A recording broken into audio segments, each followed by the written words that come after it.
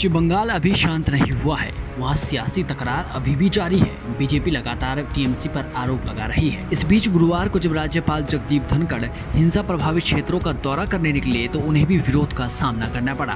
बता दें कि विधानसभा चुनाव परिणाम के बाद कूच बिहार के कुछ हिस्सों में हिंसा देखने को मिली थी। इन्हीं जगहों का दौरा करने के लिए राज्यपाल गए थे। हद तो तब हो गई जब कूच बिहार के दिनहटा में राज्यपाल धनखड़ के सामने गो बैक के नारे लगने शुरू हो गए। उन्हें काले झंडे दिखाए जाने लगे।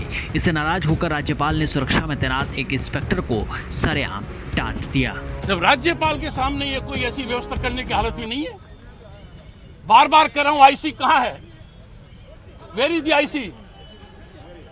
आप आईसी है क्या? क्या हो रहा है? ऐसी व्यवस्था होती है क्या? आपको बोला कूच बिहार की तरफ जाएगा, आपको बोला कूच बिहार की तरफ जाएगा। आपके पास हर चीज का एक्सक्यूज है, पर आपके पास ये एक्सक्यूज नहीं है कि लॉ एंड ऑर्डर मेंटेन न हो। पायलट ने बोला कूच बिहार, गवर्नर के गाड़ी को इस तरीके से रोकना, आई am shocked at it. This is total collapse of rule of law. मैंने कल्पना भी नहीं की थी कि इस प्रकार का नंगा नाच हो सकता है। लोगों की आंखों में मैंने डर देखा है। पुलिस का थाने में जाते हुए डरते हैं। घर लूट लिया गया। बेटी की शादी के लिए सामान किया, वो लूट लिया गया। घर में मौत हो गई, श्राद्ध का सामान लूट लिया गया। घर के बाद घर को डिस्ट्रॉय कर दिया।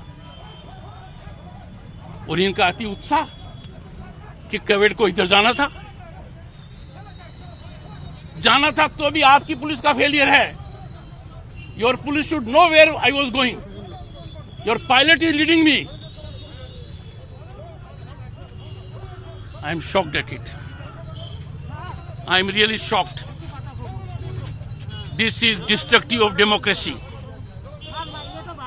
रूल ऑफ लॉ के टोटली खिलाफ है।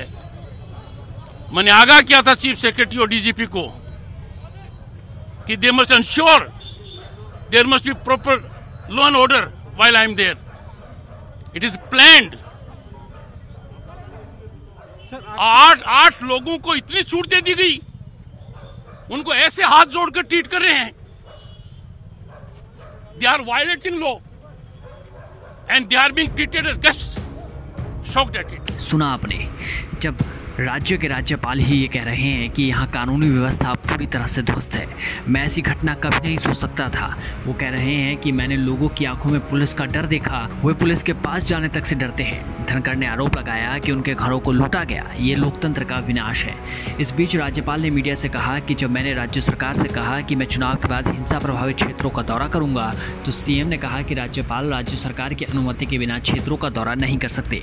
ये सुनकर मैं दंग रह गया था। मैंने सीएम को लिखा और उसे बताया कि यह असंवैधानिक है।